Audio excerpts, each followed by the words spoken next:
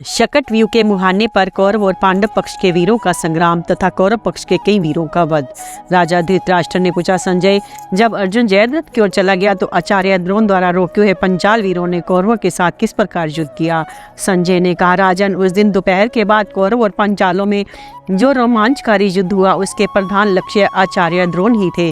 सभी पांचाल और पांडव वीर द्रोण के रथ के पास पहुंचकर उनकी सेना को छिन्न-भिन्न करने के लिए बड़े बड़े शस्त्र चलाने लगे। सबसे पहले कैकेय महारथी भीक्षत्र पहने पहने बाण बरसाता हुआ आचार्य के सामने आया। उसका मुकाबला सैकड़ों बाण बरसाते हुए क्षेमधूर्ति ने किया। फिर चेदी राज धृष्टकेतु आचार्य पर टूट पड़ा। उसका सामना वीर धनवा ने किया। इसी प्रकार सहदेव को दुर्मुख ने, सात्यकी को व्याघ्रदत्त ने, द्रौपदी के पुत्रों को सोमदत्त के पुत्र ने और भीमसेन को राक्षस अलम्बुस ने रोका। इसी समय राजा युधिष्ठिर ने द्रोणाचार्य पर 90 बाण छोड़े। तब आचार्य ने साथी और घोड़ों के सहित उन पर 25 बाणों से वार किया, परंतु धर्मराज ने अपने हाथ की फुर्ती दिखाते उन सब बाणों को अपनी बाण वर्षा से रोक दिया। इससे द्रोण का क्रोध बहुत बढ़ गया। उन्होंने महात्मा युधिष्ठिर का धनुष काट डाला और बड़ी फुर्ती से हजारों बाण बरसाकर उन्हें सब ओर से ढक दिया। इससे अत्यंत खिन्न होकर धर्मराज वह टूटा हुआ धनुष फेंक दिया तथा एक दूसरा प्रचंड धनुष लेकर आचार्य के छोड़े सहस्त्रों बाणों को काट डाला। फिर उन्होंने द्रोण के ऊपर एक अत्यंत भयानक गदा छोड़ी और उल्लास में भरकर गर्जना करने लगे। गदा को अपनी ओर आते देख आचार्य ने ब्रह्मास्त्र प्रकट किया। वह गदा को भस्म करके राजा युधिष्ठिर के रथ की ओर चला। तब धर्मराज ने ब्रह्मास्त्र से ही उसे शांत कर दिया तथा 5 बाणों से आचार्य को बींधकर उनका धनुष काट डाला। तब द्रोण ने वह टूटा हुआ धनुष फेंककर धर्मपुत्र युधिष्ठिर पर गदा फेंकी। उसे अपनी ओर आते देख धर्मराज ने भी एक गदा उठाकर चलाई। वे गदाएं आपस में टकरा उठी, उनसे चिंगारियां निकलने लगी और वे पृथ्वी पर जा पड़ी। अब द्रोणाचार्य को क्रोध बहुत ही बढ़ गया। उन्होंने 4 पहने बाणों से युधिष्ठिर के घोड़े मार डाले, एक भल से उनका धनुष काट दिया, एक से ध्वजा काट डाली, 3 बाणों से स्वयं उन्हें भी बहुत पीड़ित कर दिया। घोड़ों के मारे जाने से महाराज युधिष्ठिर बड़ी फुर्ती से रथ से कूद पड़े और सहदेव के रथ पर चढ़कर घोड़ों को तेजी से बढ़ाकर युद्ध के मैदान से चले गए। दूसरी ओर महापराक्रमी कैकेयराज बृहत्क्षत्र को आते देख क्षेमधूर्ति ने बाणों द्वारा उसकी छाती पर चोट की। तब बृहत्क्षत्र ने बड़ी फुर्ती से क्षेमधूर्ति के 90 बाण मारे। इस पर क्षेमधूर्ति ने एक पहने भल से कैकेयराज का धनुष काट डाला और स्वयं उसे भी एक बाण से घायल कर दिया। कैकेयराज ने एक दूसरा धनुष लेकर हंसते हंसते महारथी क्षेमधूर्ति के घोड़े, सारथी और रथ को नष्ट कर डाला तथा एक पहने भल से उसके कुंडल मंडित सरस मस्तक को धड़ से अलग कर दिया। इसके बाद वह पांडवों के हित के लिए अकस्मात आपकी सेना पर टूट पड़ा। चेदी राज धृष्टकेतु को वीर धनवा ने रोका था। वे दोनों वीर आपस में भिड़कर सहस्त्रों बाणों से एक दूसरे को घायल कर रहे थे। तब वीर धनवा ने कुपित होकर एक भल से धृष्टकेतु के धनुष के 2 टुकड़े कर दिए। चेदी राज ने उसे फेंककर एक लोहे की शक्ति उठाई, उसे दोनों हाथों से वीर धनवा पर फेंका। उसके भयंकर चोट से वीर धनवा की छाती फट गई और वह रथ से पृथ्वी पर गिर गया। दूसरी ओर दुर्मुख ने सहदेव पर 60 बाण छोड़े और बड़ी भारी गर्जना की। इस पर सहदेव ने हंसते हंसते उसको अनेकों तीखे बाणों से बीन डाला। दुर्मुख ने उसके 9 बाण मारे। तब सहदेव ने एक भल से दुर्मुख की ध्वजा काट डाली, 4 पहने बाणों से चारों घोड़े मार दिए और एक अत्यंत तीखे तीर से उसका धनुष काट डाला। इसके बाद उसने उसके सारथी का सिर भी उड़ा दिया तथा 5 बाणों से स्वयं उसको घायल कर दिया। तब दुर्मुख अपने अश्वहीन रथ को छोड़कर निर्मित्र के रथ पर चढ़ गया। इस पर सहदेव ने कुपित होकर एक भल से निर्मित्र पर प्रहार किया। इस पर त्रिगर्त राज का पुत्र निर्मित्र रथ की बैठक से नीचे गिर गया। राजपुत्र निर्मित्र को मरा देखकर त्रिगर्त देश की सेना में बड़ा हाहाकार होने लगा। इसी समय दूसरी आश्चर्य की बात ये हुई कि नकुल ने एक क्षण में ही आपके पुत्र विकर्ण को परास्त कर दिया। सेना के दूसरे भाग में व्याघ्रदत्त अपने तीखे बाणों से सात्यकी को आच्छादित कर रहा था। सात्यकी ने अपने हाथ की सफाई से उन सबको रोक दिया तथा अपने बाणों द्वारा ध्वजा, सारथी और घोड़ों के सहित व्याघ्रदत्त को भी धाराशायी कर दिया। उस मगध राजकुमार का वध होने पर मगध देश के अनेकों वीर सहस्त्रों बाण, तोमर, भिंदीपाल, प्रास, मुदगर और मूसल आदि शस्त्रों का वार करते हुए सात्यकी के साथ युद्ध करने लगे, किंतु सात्यकी ने हंसते हंसते अनायास ही उन सबको परास्त कर दिया। महाबाहु सात्यकी की मार से भयभीत होकर भागी हुई आपकी सेना में से किसी का भी साहस उसके सामने ठहरने का नहीं हुआ। ये देखकर द्रोणाचार्य जी को बड़ा क्रोध हुआ और स्वयं ही उस पर टूट पड़े। इधर शल ने द्रौपदी के पुत्रों में से प्रत्येक को पहले 5-5 फिर 7-7 बाणों से बीन दिया। इससे उन्हें बड़ी ही पीड़ा हुई। वे चक्र में पड़ गए और अपने कर्तव्य के विषय में कुछ निश्चय नहीं कर सके। इतने ही में नकुल के पुत्र शतानीक ने 2 बाणों से शल को बीनकर बड़ी भारी गर्जना की। इसी प्रकार अन्य द्रौपदी कुमारों ने भी 3-3 बाणों से उसे घायल किया। तब शल ने भी उनमें प्रत्येक पर 5-5 बाण छोड़े और एक-एक बाण से प्रत्येक की छाती पर चोट की। इस पर अर्जुन के पुत्र ने 4 बाणों से उसके घोड़े मार डाले। भीमसेन के पुत्र ने उसका धनुष काटकर बड़े जोर से गर्जना की। युधिष्ठिर कुमार ने उसकी ध्वजा काटकर गिरा दी। नकुल के पुत्र ने सारथी को रथ से नीचे गिरा दिया तथा सहदेव कुमार ने एक पैने बाण से उसके सिर को धड़ से अलग कर दिया। उसका सिर कटते देखकर आपके सैनिक भयभीत होकर इधर उधर भागने लगे। एक और महाबली भीम के साथ अलम्बुश का युद्ध हो रहा था। भीमसेन ने 9 बाणों से उस राक्षस को घायल कर डाला। तब वह भयानक राक्षस भीषण गर्जन करता हुआ भीमसेन की ओर दौड़ा। उसने उन्हें 5 बाणों से बीनकर उनकी सेना के 300 रथियों का संहार कर दिया। फिर 400 वीरों को और भी मारकर एक बाण से भीमसेन को घायल कर दिया। उस बाण से महाबली भीम की गहरी चोट लगी और अचेत होकर रथ के भीतर ही गिर गए।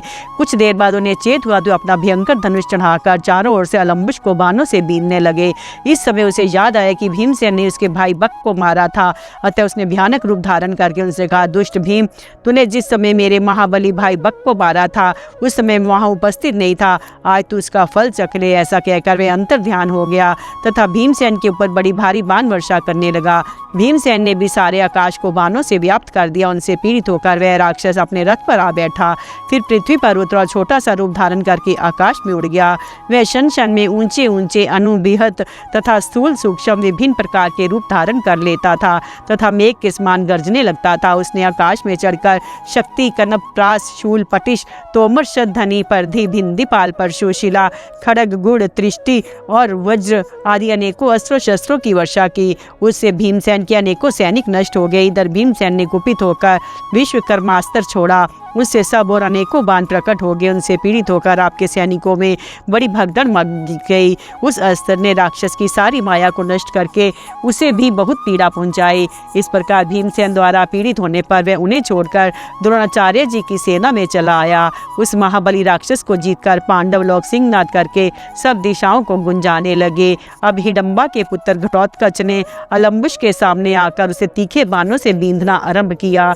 इससे अलम्बुश का क्रोध बहुत बढ़ गया और उसने घटोत्कच पर भारी चोट की। इस प्रकार उन दोनों राक्षसों का बड़ा भीषण संग्राम छिड़ गया।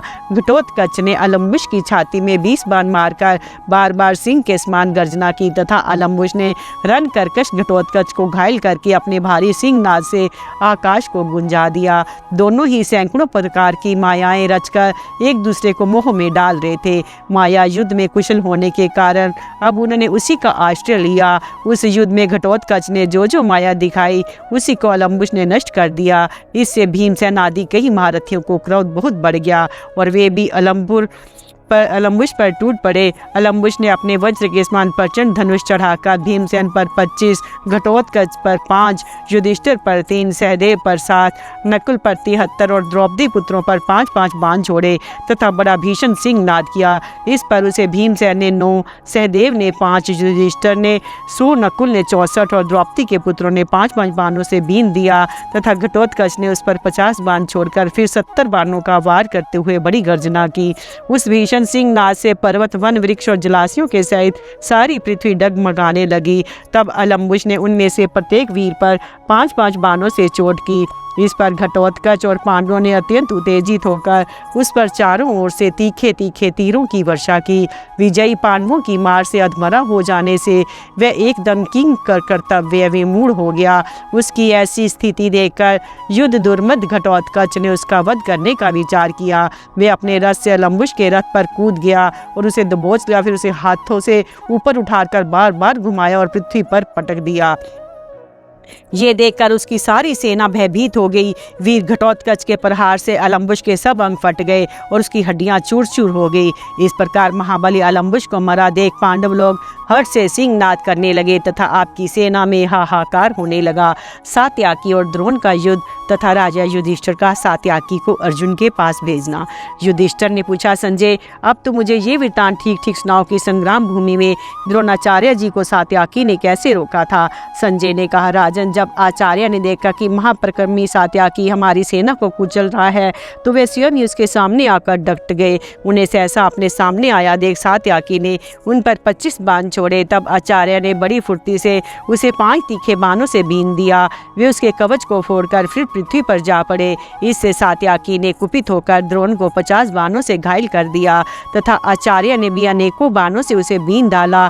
इस समय आचार्य की चोटों से वह ऐसा व्याकुल हो गया कि उसे अपना कर्तव्य भी नहीं सूझता था। उसका चेहरा उतर गया। ये देखकर आपके पुत्र और सैनिक प्रसन्न होकर बार बार सिंहनाद करने लगे। उनका भीषण नाद सुनकर और सात्याकी को संकट में देख राजा युधिष्ठिर ने धृष्टद्युम्न से कहा, द्रुपद पुत्र तुम भीमसेन आदि सभी वीरों को साथ लेकर सात्याकी के रथ की ओर जाओ। तुम्हारे पीछे मैं सब सैनिकों को लेकर आता हूँ। इस समय सात्याकी की अपेक्षा मत करो, वह काल के गाल में पहुँच चुका है। ऐसा कहकर राजा युधिष्ठिर सात्याकी की रक्षा के लिए सारी सेना लेकर द्रोणाचार्य पर चढ़ आए, किंतु आचार्य अपनी बाण वर्षा से उन सभी महारथियों को पीड़ित करने लगे। उस समय पांडव और सृंजय वीरों को अपना कोई भी रक्षक दिखाई नहीं देता था। द्रोणाचार्य पंचाल और पांडवों की सेना के प्रधान वीरों का संहार कर रहे थे। उन्होंने सैकड़ों हजार पंचाल, सृंजय, मत्स्य और कैक्य वीरों को परास्त कर दिया। उनके बाणों से बिंदु हुए योद्धाओं का बड़ा अंतर्नाद हो रहा था। उस समय देवता, गंधर्व और पितरों के मुख से भी यही शब्द निकल रहे थे कि देखो ये पंचाल और पांडव महारथी अपने सैनिकों के सहित भागे जा रहे हैं। जिस समय वह वीरों का भीषण संहार हो रहा था उसी समय राजा युधिष्ठिर के कानों में 5 जन्य शंख की ध्वनि पड़ी। इससे वे उदास होकर विचारने लगे कि जिस प्रकार ये 5 जन्य की ध्वनि हो रही है और कौरव लोग हर्ष में भरकर बार बार कोलाहल कर रहे हैं, उससे मालूम होता कि अर्जुन पर कोई आपत्ति आ पड़ी है। इस विचार के उठने से उनका हृदय व्याकुल हो उठा। उन्होंने गदगद कंठ होकर सात्याकी से कहा, शिनी पुत्र पूर्व काल में सत्पुरुषों ने संकट समय मित्र का जो धर्म निश्चय किया है इस समय उसे दिखाने का अवसर आ गया है। मैं सब योद्धाओं की ओर देखकर विचार करता हूँ कि तुमसे बढ़कर मुझे अपना कोई हेतु दिखाई नहीं देता और मेरा ऐसा विचार है कि संकट के समय उसी से काम लेना चाहिए जो अपने से प्रीति रखता और सर्वदा अपने अनुकूल भी रहता हो। तुम श्री कृष्ण के समान पराक्रमी हो, उन्हीं की तरह पांडवों के आश्रय भी होता है। मैं तुम्हारे ऊपर एक भार रखना चाहता हूँ, उसे तुम ग्रहण करो। इस समय तुम्हारे बंधु सखा और गुरु अर्जुन पर संकट है। तुम संग्राम भूमि में उनके पास जाकर सहायता करो। जो पुरुष अपने मित्र के लिए जूझता हुआ प्राण त्याग देता है और जो ब्राह्मणों को पृथ्वी दान करता है वे दोनों ही समान है। मेरी दृष्टि में मित्रों को अभय दान देने वाला एक तो श्री कृष्ण है, दूसरे तुम हो। वे भी मित्रों के लिए अपने प्राण समर्पण कर सकते हैं। देखो जब एक पराक्रमी वीर विजय श्री की लालसा से संग्राम में जूझने लगता है तो वीर पुरुष उसकी सहायता कर सकता है, अन्य साधारण पुरुषों का ये काम नहीं है। अतः ऐसे भीषण युद्ध में अर्जुन की रक्षा करने वाला तुम्हारे सिवा और कोई नहीं है। अर्जुन ने भी तुम्हारे सैकड़ों कर्मों की प्रशंसा करते मुझसे कई बार कहा था कि सात्याकी मेरा मित्र और शिष्य है, मैं उसे प्रिय हूँ और वह मुझे प्यारा है। मेरे साथ रहकर वही कौरवों का संहार करेगा, उसके समान मेरा सहाय कोई दूसरा नहीं हो सकता। जिस समय मैं तीर्थाटन करता हुआ द्वारका पहुंचा था उस समय भी मैंने अर्जुन के प्रति तुम्हारा अद्भुत भक्ति भाव देखा था। उस समय द्रोण से कवच बंधवाकर दुर्योधन अर्जुन की ओर गया है। दूसरे कई महारथी तो वहाँ पहले ही पहुंचे हुए हैं, इसलिए तुम्हें बहुत जल्दी जाना चाहिए। भीमसेन और हम सब लोग सैनिकों के सहित तैयार खड़े हैं। यदि द्रोणाचार्य ने तुम्हारा पीछा किया तो हम उन्हें यही रोक लेंगे। देखो हमारी सेना संग्राम भूमि से भागने लगी है। रथी, घुड़सवार और पैदल सेना के इधर उधर भागने से सब और धूल उड़ रही है। मालूम होता है अर्जुन को सिंधु सौवीर देश के वीरों ने घेर लिया है। ये सब जयद्रथ के लिए अपने प्राण देने को तैयार है, इसलिए इन्हें परास्त किए बिना जयद्रथ को भी नहीं जीता जा सकेगा। आज महाबाहु अर्जुन ने सूर्योदय के समय कौरवों की सेना में प्रवेश किया था। अब दिन ढल रहा है, पता नहीं अब तक वह जीवित भी है या नहीं। कौरवों की सेना समुद्र के समान अपार है। संग्राम में एकाएक ही देवता लोग भी इसके सामने नहीं टिक सकते। इसमें अर्जुन ने अकेले ही प्रवेश किया है। उसकी चिंता के कारण युद्ध करने में मेरी बुद्धि कुछ भी काम नहीं कर रही। जगतपति श्री कृष्ण तो दूसरों की भी रक्षा करने वाले हैं, इसलिए उनकी मुझे कोई चिंता नहीं है। मैं तुमसे सच कहता हूँ, यदि तीनों लोग भी मिलकर श्री कृष्ण से लड़ने आए तो उन्हें भी वे संग्राम में जीत सकते हैं। फिर इस धृतराष्ट्र की धृतराष्ट्र पुत्र की अत्यंत बलहीन सेना की तो बात ही क्या है, किंतु अर्जुन में ये बात नहीं है। उसे यदि बहुत से योद्धाओं ने मिलकर पीड़ा पहुंचाई तो वह तो प्राण छोड़ देगा। अतः जिस मार्ग से अर्जुन गया है उसी से तुम भी बहुत जल्दी उसके पास जाओ। आजकल वृषणवंशी वीरों में और तुम और महाभाव प्रद्युम्न दो ही अतिरथी समझे जाते हो। तुम अस्त्र संचालन में साक्षात नारायण के समान, बल में श्री बलराम के समान और पराक्रम से स्वयं अर्जुन के समान हो। अतः मैं तुम्हें जो काम सौंप रहा हूँ उसे पूरा करो। इस समय प्राणों की परवाह छोड़कर संग्राम भूमि में निर्भय होकर विचरो। भैया देखो, अर्जुन तुम्हारा गुरु है और श्री कृष्ण तुम्हारे और अर्जुन दोनों ही के गुरु हैं। इस कारण से भी मैं तुम्हें जाने का आदेश दे रहा हूँ। तुम मेरे कथन को टाल मत देना, क्योंकि मैं भी तुम्हारे गुरु का गुरु हूँ और इसमें श्री कृष्ण का, अर्जुन का और मेरा एक ही मत है। इसलिए तुम मेरी आज्ञा मानकर अर्जुन के पास जाओ।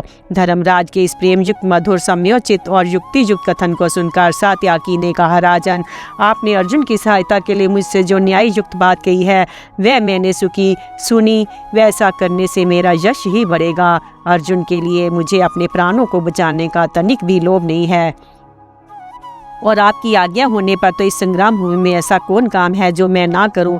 इस दुर्बल सेना की तो बात ही क्या, आपके कहने पर तो मैं देवता, असुर और मनुष्यों के सहित तीनों लोकों से संग्राम कर सकता हूं। मैं आपसे सच कहता हूं, आज इस दुर्योधन की सेना में सभी और युद्ध करूंगा और इसे परास्त कर दूंगा। मैं कुशल पूर्वक अर्जुन के पास पहुंच जाऊंगा और जयद्रथ का वध होने पर फिर आपके पास लौट आऊंगा। किंतु मतिमान अर्जुन और श्री कृष्ण ने मुझसे जो बात कह रखी है वह भी मैं आपकी सेवा में अवश्य निवेदन कर देना चाहता हूँ। अर्जुन ने सारी सेना के बीच में श्री कृष्ण के सामने ही मुझसे बहुत जोर देकर कहा था कि जब तक मैं जयद्रथ को मार कर आऊं तब तक तुम बड़ी सावधानी से महाराज की रक्षा करना। मैं तुम पर या महारथी प्रद्युम्न पर ही महाराज की रक्षा का भार सौंपकर निश्चिंतता से जयद्रथ के पास जा सकता हूँ।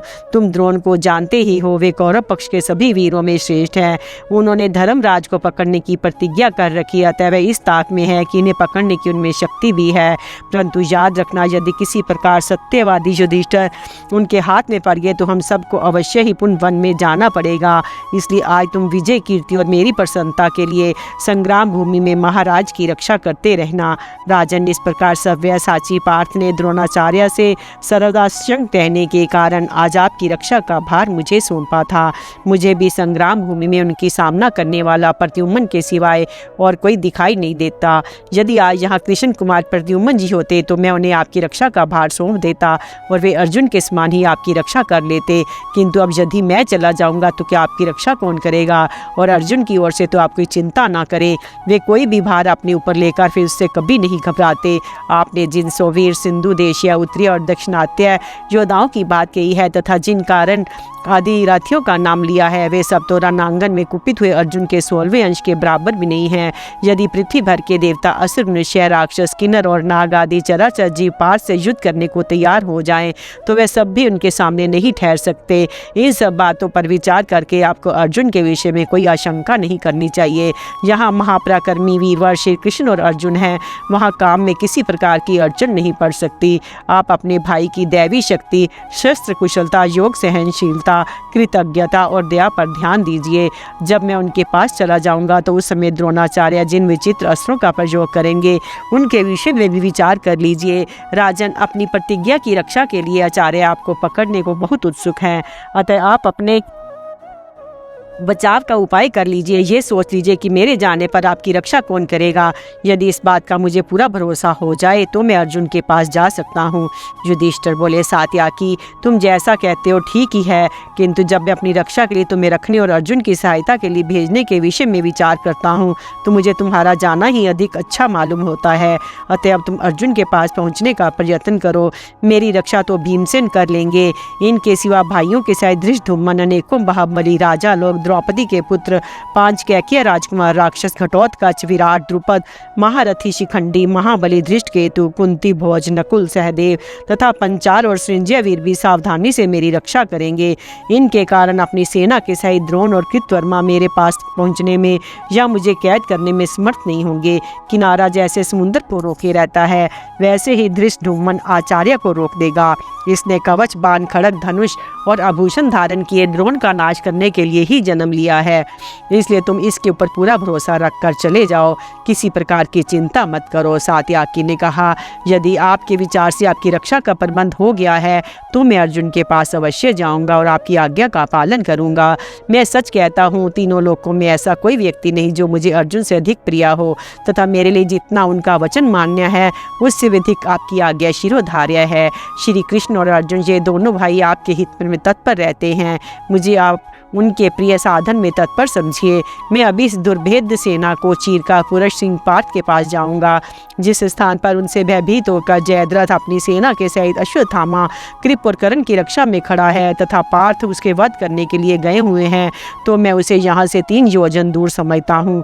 तो भी मुझे पूरा भरोसा है कि मैं जयद्रथ का वध होने से पहले ही उनके पास पहुँच जाऊँगा। जब आप आज्ञा दे रहे हैं तो मुझे सीखा कौन पुरुष है जो युद्ध ना करेगा। राजन, जिस स्थान पर मुझे जाना है उसका मुझे अच्छी तरह पता है। मैं हल, शक्ति, गदा, प्रास, ढाल, तलवार, दृष्टि, तोमर, बाण तथा अन्य अस्त्र शस्त्र से भरे हुए इस सैन्य समुद्र को झकोर डालूंगा।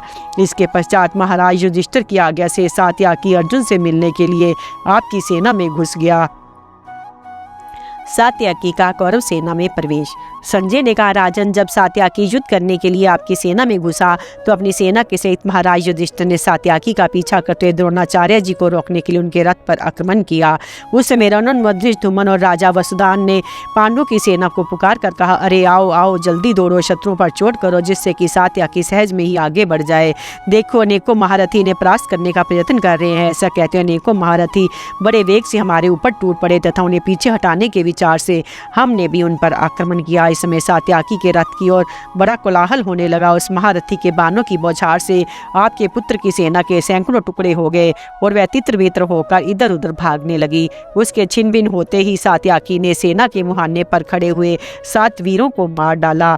इसके बाद और भी अनेकों राजाओं को अपने अग्नि सदृश बाणों से यमराज के घर भेज दिया। वे एक बाण से सैकड़ों वीरों को और सैकड़ों बाणों से एक एक वीर को बीन देता था।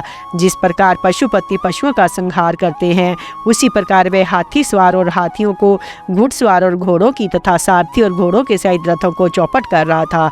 इस प्रकार फुर्तीले सात्विक ने बाणों की झड़ी लगा दी थी। उस समय आपके सैनिकों में से किसी को भी उसके सामने जाने का साहस नहीं होता था। उसकी बाण वर्षा से घायल होकर वे ऐसे डर गए, उसे देखते ही मैदान छोड़कर भागने लगे। सात्याकी के तेज से वे ऐसे चक्कर में पड़ गए कि उसे अकेले को ही अनेक रूपों में देखने लगे। वे जिधर जाते थे उधर ही उन्हें सात्याकी दिखाई देता था। इस प्रकार आपके बहुत से सैनिकों को मारकर और सेना को अत्यंत छिन-भिन करके वह उसमें घुस गया। फिर जिस मार्ग से अर्जुन गए थे उसी से उसने भी जाने का विचार किया, किंतु इतने में ही द्रोण उसे आगे बढ़ने से रोका और 5 मर्मभेदी बाणों से घायल कर दिया। इस पर सात्याकी ने भी आचार्य पर 7 तीखे बाणों से चोट की। तब द्रोण ने सारथी और घोड़ों के सहित सात्याकी पर 6 बाण छोड़े। आचार्य का ये पराक्रम सात्याकी से सह ना सका। उसने भीषण सिंहनाद करते हुए क्रमशः 10, 6 और 8 बाणों से घायल कर दिया। इसके बाद 10 बाण और छोड़े तथा एक से उनके सारथी को, 4 से चारों घोड़ों को, एक से उनकी ध्वजा को बीन दिया। इस पर द्रोण ने बड़ी फुर्ती से टिड्डी दल के समान बाणों की वर्षा करके उसे सारथी, रथ, ध्वजा और घोड़ों के सहित एकदम ढक दिया। तब आचार्य ने कहा, अरे तेरा गुरु तो कायरों की तरह मेरे सामने से युद्ध करना छोड़कर भाग गया था। मैं तो युद्ध में लगा हुआ था। इतने ही में वह मेरी प्रदक्षिणा करने लगा। अब तू यदि मेरे साथ युद्ध करता रहा तो जीता बचकर नहीं जा सकेगा। सात्याकी ने कहा, ब्राह्मण, आपका कल्याण हो। मैं तो धर्मराज की आज्ञा से अर्जुन के पास ही जा रहा हूँ, इसलिए यहाँ मेरा समय नष्ट नहीं होना चाहिए। शिष्य लोग तो सर्वदा अपने गुरुओं के मार्ग का ही अनुसरण करते आए हैं, अतः जिस प्रकार मेरे गुरु जी गए हैं उसी प्रकार मैं भी अभी जाता हूँ। राजन, ऐसा कहकर सात्याकी द्रोणाचार्य जी को छोड़कर तुरंत ही वहाँ से चल दिया। उसे बढ़ते देखा आचार्य को बड़ा क्रोध हुआ। वे अनेकों बाण छोड़ते उसके पीछे दौड़े, किंतु सात्याकी पीछे ना लौटा। वे अपने पहने बाणों से कर्ण की विशाल वाहिनी को बींधकर कौरवों की अपार सेना में घुस गया। जब सेना इधर उधर भागने लगी और सात्याकी उसके भीतर घुस गया तो कृतवर्मा ने उसे घेरा। उसे सामने आया देख सात्यकी ने 4 बाणों से उसके चारों घोड़ों को घायल कर दिया। फिर 16 बाणों से उसकी छाती पर वार किया। इस पर कृतवर्मा ने कुपित होकर सात्यकी की छाती में वत्सदंत नाम एक बाण मारा। वे उसके कवच और शरीर को छेदकर खून से लथपथ हो पृथ्वी में घुस गया।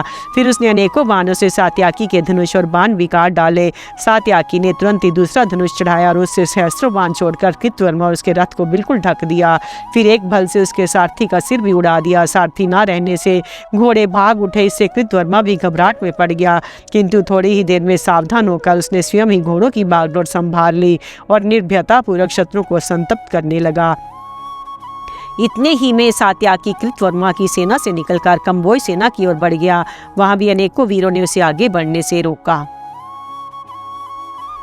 कौरव सेना के प्राभव के विषय में राजा धृतराष्ट्र और संजय का संवाद तथा कृतवर्मा के पराक्रम का वर्णन। राजा धृतराष्ट्र ने कहा, संजय, हमारी सेना अनेक प्रकार के गुणों से संपन्न और सुव्यवस्थित है। उसकी व्यूह रचना भी विधिवत की जाती है। हम सर्वदा उसकी अच्छी तरह सत्कार करते रहते हैं तथा उसका भी हमारे प्रति बड़ा अच्छा भाव है। उसमें कोई अधिक बूढ़ा या बालक, अधिक दुबला या मोटा अथवा बौना पुरुष भी नहीं है। सभी सबल और स्वस्थ शरीर वाले हैं। हमने किसी की भी फुसलाकर, उपकार करके अथवा संबंध के कारण भर्ती नहीं किया। इनमें ऐसा भी कोई नहीं है जो बिना बुलाए अथवा बेगार में बढ़कर लाया गया हो। हमने अनेकों महारथी योद्धाओं को चुन चुन कर ही भर्ती किया है तथा उनमें से किन्हीं का यथा योग्य वेतन देकर किन्हीं को प्रिय भाषण करके संतुष्ट किया है। हमारी सेना में ऐसा योद्धा एक भी नहीं है जिसे थोड़ा वेतन मिलता हो अथवा वेतन मिलता ही ना हो। मैंने, मेरे पुत्रों ने तथा हमारे बंधु बांधवों ने सभी का दान, मान और आसान आदि से सत्कार किया है, किंतु फिर भी श्री कृष्ण और अर्जुन सही सलामत हमारी सेना में घुस गए। कोई उनका बाल भी बांका नहीं कर सका। यहाँ तक कि सात्यकी ने भी उन्हें कुचल डाला। इसमें भाग्य के सिवा और किसे दोष दिया जाए। अच्छा, जब दुर्योधन ने अर्जुन को जयद्रथ के सामने खड़ा देखा और सात्यकी को निर्भयता से अपनी सेना में घुसते पाया तो उसने उस समय पर अपना क्या कर्तव्य निश्चय किया। मैं तो यही समझता हूँ कि अर्जुन और सात्यकी को अपनी सेना लांघते और कौरव योद्धाओं को युद्ध स्थल से भागते देखकर मेरे पुत्र बड़ी चिंता में पड़ गए होंगे। इस समय सात्यकी के साथ श्री कृष्ण और अर्जुन के अपनी सेना में प्रवेश की बात सुनकर मैं भी बड़ी घबराहट में पड़ गया हूँ। अच्छा, जब द्रोणाचार्य ने पांडवों को व्यू के द्वार रोक लिया तो वहाँ उनके साथ किस प्रकार युद्ध हुआ, ये मुझे सुनाओ। और ये भी बताओ कि अर्जुन ने सिंधुराज जयद्रथ का वध करने के लिए क्या उपाय किया।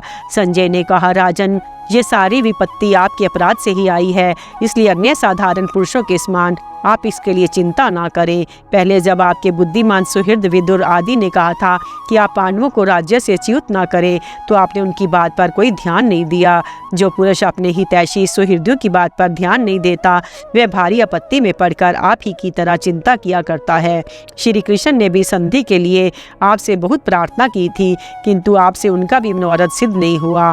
इससे आपकी गुणहीनता, पुत्रों के प्रति पक्षपात, धर्म पर अविश्वास, पांडवों के प्रति मत्सर और कुटिल भाव जानकर तथा आपके मुख से बहुत सी बेबसी की सी बातें सुनकर ही सर्वलोकेश्वर श्री कृष्ण ने कौरव पांडव में ये भारी युद्ध खड़ा किया है। ये भीषण संहार आपके ही अपराध से हो रहे हैं। मुझे तो आगे पीछे या मध्य में भी आपको कोई पुण्य कृत्य दिखाई नहीं देता। मेरे विचार से तो इस पराजय की जड़ आप ही हैं। अतः अब सावधान होकर जिस प्रकार ये भीषण संग्राम हुआ था वह सुनिए। जब सत्य पराक्रमी सात्यकी आपकी सेना में घुस गया तो भीमसेन आदि पांडव वीर भी आपके सैनिकों पर टूट पड़े। उन्हें बड़े क्रोध से धावा करते देख महारथी कृतवर्मा ने अकेले ही आगे बढ़ने से रोक दिया। इस समय हमने कृतवर्मा का बड़ा ही अद्भुत पराक्रम देखा। सारे पांडव मिलकर भी युद्ध में उसे नीचा न दिखा सके। तब महाबाहु भीम ने 3, सहदेव ने 20, धर्मराज ने 5, नकुल ने 100, धृष्टद्युम्न ने 3 और द्रौपदी के पुत्रों ने 7-7 बाणों से उसे घायल किया तथा विराट, द्रुपद और शिखंडी ने 5-5 बाण मारकर फिर 20 बाणों से उस पर भी वार किया। कृतवर्मा ने इन सभी वीरों को 5-5 बाणों से बीनकर भीमसेन पर 7 बाण छोड़े। उनके धनुष और ध्वजा को काटकर रथ से नीचे गिरा दिया। इसके बाद उसने क्रोध में भरकर बड़ी तेजी से 70 बाणों द्वारा उनकी छाती पर फिर चोट की। कृतवर्मा के बाणों से अत्यंत घायल हो जाने से वे कांपने लगे तथा अचेत से हो गए। थोड़ी देर बाद जब होश हुआ तो भीमसेन ने उसकी छाती में 5 बाण मारे। इससे कृतवर्मा के सब अंग लहूलुहान हो गए। तब उसमें क्रोध में भरकर 3 बाणों से भीमसेन पर वार किया तथा अन्य सब महारथियों को भी 3-3 बाणों से बीन दिया। इस पर उन सब ने भी उस पर 7-7 बाण छोड़े। कृतवर्मा ने एक शरपू बाण से शिखंडी का धनुष काट दिया। इससे कुपित होकर शिखंडी ने ढाल तलवार उठा ली और तलवार को घुमाकर कृतवर्मा के रथ पर फेंका। वह उसके धनुष और बाण को काटकर पृथ्वी पर जा पड़ी। कृतवर्मा ने तुरंत ही दूसरा धनुष लेकर प्रत्येक पांडव को 3-3 बाणों से बीन दिया। फिर शिखंडी को 8 बाणों से घायल कर डाला। शिखंडी ने भी दूसरा धनुष लेकर अपने तीखे बाणों से कृतवर्मा को रोक दिया। इससे क्रोध में भरकर वह शिखंडी के ऊपर टूट पड़ा। इस समय अपने पैने बाणों से एक दूसरे को व्यथित करते हुए वे महारथी प्रलयकालीन सूर्यों के समान ज्ञान पड़ते थे। कृतवर्मा ने महारथी शिखंडी पर 73 बाणों से बाण वार करके फिर उसे 7 बाणों द्वारा घायल कर डाला। इससे वह मूर्छित हो गया। उसके हाथ से धनुष बाण गिर गए। ये देखकर उसका सारथी बड़ी फुर्ती से रथ को रणांगन के बाहर ले गया। शिखंडी को रथ के पिछले भाग में अचेत पड़ा देखकर अन्य पांडव वीरों ने कृतवर्मा को अपने रथों से घेर लिया। किंतु इस समय कृतवर्मा ने बड़ा ही अद्भुत पराक्रम दिखाया। उसने अकेले ही उन सब वीरों को उनकी सेना के सहित परास्त कर दिया। पांडवों को जीतकर उसने पंचाल, सृंजय और कैक्य वीरों के भी दांत खट्टे कर दिए। अंत में कृतवर्मा की बाण वर्षा से व्यथित होकर वे सभी महारथी युद्ध का मैदान छोड़कर भाग गए। सात्याकी का कृतवर्मा के साथ युद्ध, जलसंध का वध तथा द्रोण और दुर्योधन आदि धृतराष्ट्र पुरुषों से घोर संग्राम। संजय ने कहा, राजन, अब आपने जो बात पूछी थी वह सुनिए। जब कृतवर्मा ने पांडवों की सेना को भगा दिया तो सात्याकी बड़ी फुर्ती से उसके सामने आ गया। कृतवर्मा ने उस पर तीखे बाणों की वर्षा आरंभ कर दी। इस पर सात्याकी ने बड़ी फुर्ती से उस पर एक भल और 4 बाण छोड़े। बाणों से उसके घोड़े नष्ट हो गए तथा भल से धनुष कट गया। फिर उसने अनेके पैनों बाणों से कृतवर्मा के पृष्ठ रक्षक और सारथी को भी घायल कर दिया। इस प्रकार उसे रथहीन करके महावीर सात्याकी ने अपने पैने बाणों से उसकी सेना की नाक में दम कर दिया। उस बाण वर्षा से पीड़ित होकर कृतवर्मा की सेना तीतर बीतर हो गई। तब सात्याकी आगे बढ़ा और बाणों की वर्षा करता हुआ गज सेना के साथ युद्ध करने लगा। वीरवार सात्याकी के छोड़े हुए वज्र तुल्य बाणों से व्यथित होकर लड़ाके हाथी युद्ध का मैदान छोड़कर भागने लगे। उनके दांत टूट गए, शरीर लहूलुहान हो गया, मस्तक और गंड स्थल फट गए तथा कान, मुंह, सूंड छिन्न भिन्न हो गए। उनके महावत नष्ट हो गए, पताकाएं कटकर गिर गई, मर्मस्थल बिंद गए, घंटे टूट टूट कर गिर गए, ध्वजाएं टूट गई, स्वार युद्ध में काम आ गए तथा अंबरियां गिर गई। सात्याकी ने नराज, वत्सदंत, भल, अंजलिक, शिरपु और अर्धचंद्र नामक बाणों से उन्हें बहुत ही घायल कर दिया। इससे वे चिंघाड़ते, खून उगलते और मलमूत्र छोड़ते इधर उधर भागने लगे। इसी समय एक हाथी पर सवार हुआ महाबली जलसंध अपना धनुष घुमाता हुआ सात्याकी पर चढ़ाया। सात्याकी ने उसके हाथी को अकस्मात आक्रमण करते देख अपने बाणों से रोक दिया। इस पर जलसंध ने बाणों द्वारा सात्याकी की छाती पर वार किया। सात्याकी बाण छोड़ना ही चाहता था कि जलसंध ने एक नाराज से उसका धनुष काट डाला तथा 5 बाणों से उसे भी घायल कर दिया।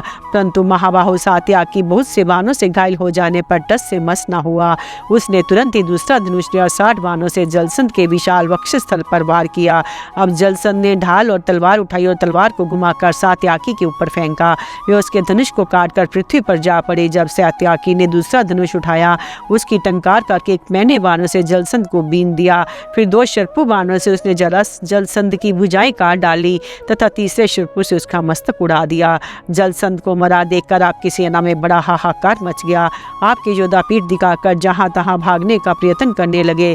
इतने में ही शस्त्रधारियों में श्रेष्ठ आचार्य द्रोण अपने घोड़ों को दौड़ाकर सात्याकी के सामने आ गए। ये देखकर प्रधान कौरव भी आचार्य के साथ ही उस पर टूट पड़े। अब सात्याकी पर द्रोण ने 77, दुर्मर्शन ने 12, दुसह ने 10, विकर्ण ने 30, दुर्मुख ने 10, दुशासन ने 8 और चित्रसेन ने 2 बाण छोड़े। राजा दुर्योधन तथा अन्य महारथियों ने भीषण बाण वर्षा करके उसे पीड़ित करना आरंभ किया।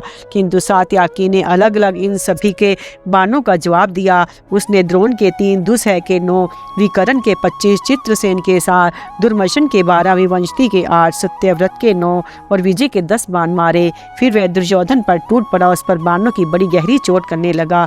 दोनों में तुमुल युद्ध छिड़ गया और दोनों ही अपने अपने धनुष संभाल कर बाणों की वर्षा करते हुए एक दूसरे को अदृश्य कर दिया। दुर्योधन के बाणों ने सात्याकी को बहुत ही घायल कर दिया तथा सात्याकी ने अपने बाणों से आपके पुत्र को बीन डाला। आपके दूसरे पुत्रों ने भी आवेश में भरकर सात्याकी पर बाणों की झड़ी लगा दी, किंतु उसने प्रत्येक पर पहले 5-5 बाण छोड़कर छोड़कर फिर 7-7 बाणों से वार किया। फिर बड़ी फुर्ती से 8 बाणों द्वारा दुर्योधन पर चोट की। इसके पश्चात उसने उसके धनुष और ध्वजा को भी काट कर गिरा दिया। फिर 4 तीखे बाणों से चारों घोड़ों को मारकर एक बाण से सारथी का भी काम तमाम कर दिया। अब दुर्योधन के पैर उखड़ गए। वह भागकर चित्रसेन के रथ पर चढ़ गया। इस प्रकार अपने राजा को सात्याकी द्वारा पीड़ित होते देख सब और हाहाकार होने लगा। उस कोलाहल को सुनकर बड़ी फुर्ती से महारथी कृतवर्मा सात्याकी के सामने आया।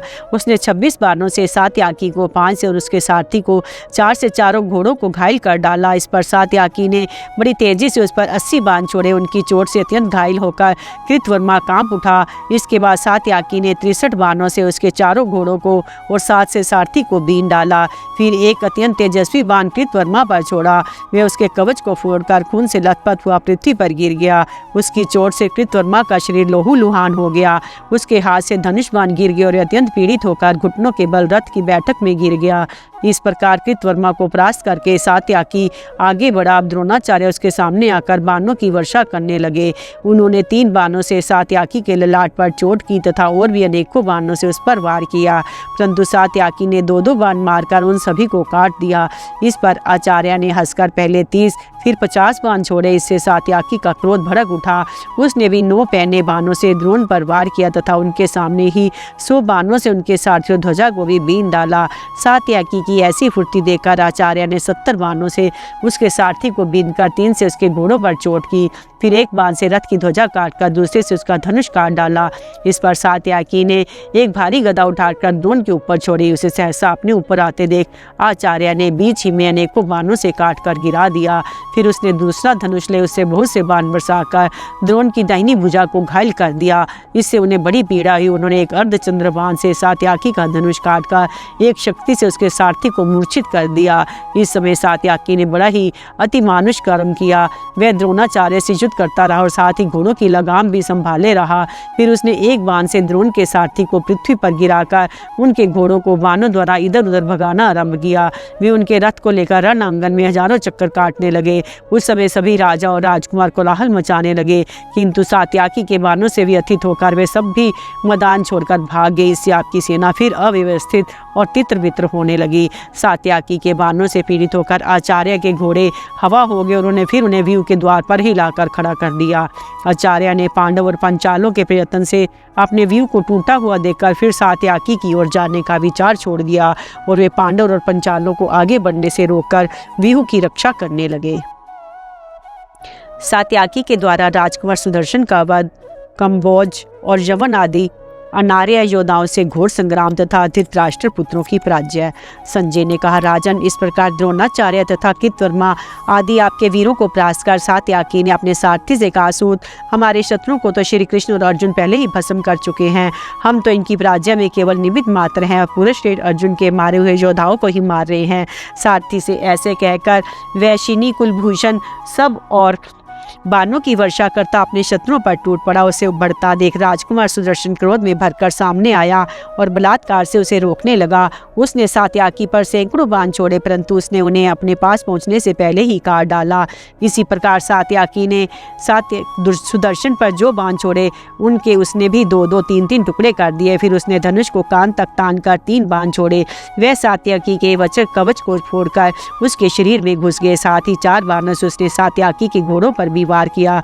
तब सात्याकी ने बड़े फुर्ती से अपने तीखे तीरों द्वारा सुदर्शन के चारों घोड़ों को मारकर बड़ा सिंहनाद किया। फिर एक भल से सुदर्शन के सारथी का सिर काटकर एक शुर्पु द्वारा उसका कुंडल मंडित मस्तक भी धड़ से अलग कर दिया। इस प्रकार राजा दुर्योधन के पुत्र सुदर्शन का संहार करके सात्याकी को बड़ा हर्ष हुआ। फिर वह आपकी सेना को अपने बाणों की बौछारों से हटाकर सबको विस्मय में डालता हुआ अर्जुन की ओर चला। मार्ग में उसके सामने जो शत्रु आता था उसी का वे अग्नि के समान अपने बाणों में होम देता था।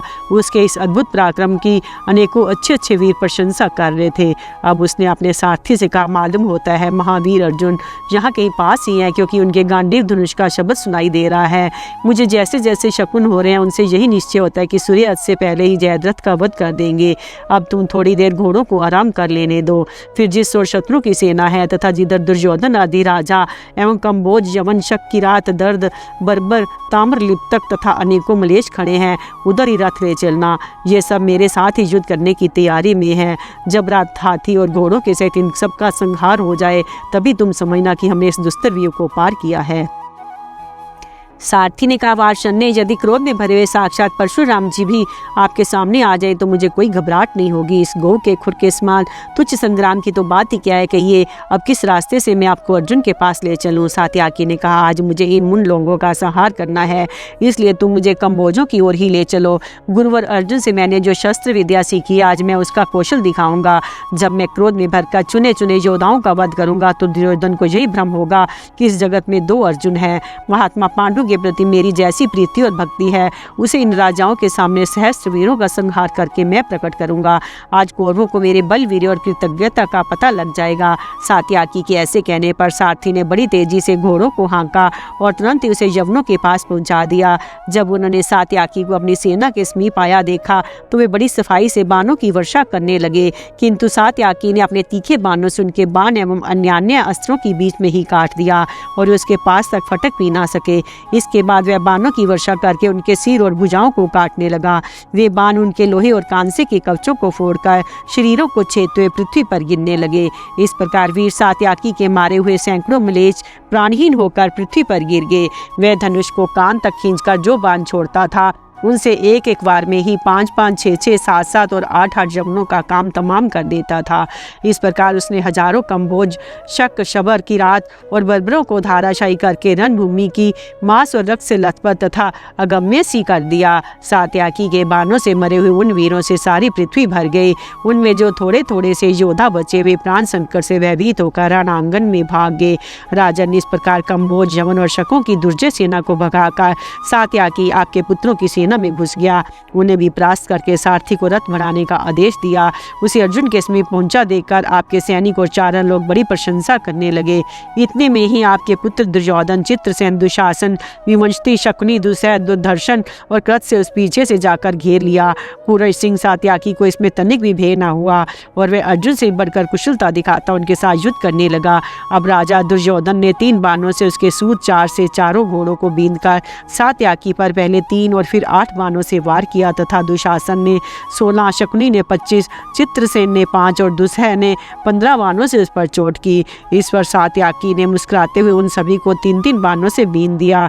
फिर शकुनु के धनुष को काटकर 3 बाणों से दुर्योधन की छाती पर वार किया तथा चित्रसेन को 100, दुसह को 10 और दुशासन को 20 बाणों से घायल कर दिया। इसके बाद उसने प्रत्येक वीर के 5-5 बाण और भी मारे तथा एक भल से दुर्योधन के सारथी पर प्रहार किया। इससे वह प्राणहीन होकर पृथ्वी पर गिर गया। सारथी के मारे जाने पर घोड़े हवा से बातें करने लगे और उसके रथ को संग्राम भूमि से बाहर ले गए। ये देखकर आपके अन्य पुत्र और दूसरे सैनिक भी मैदान छोड़कर भाग गए।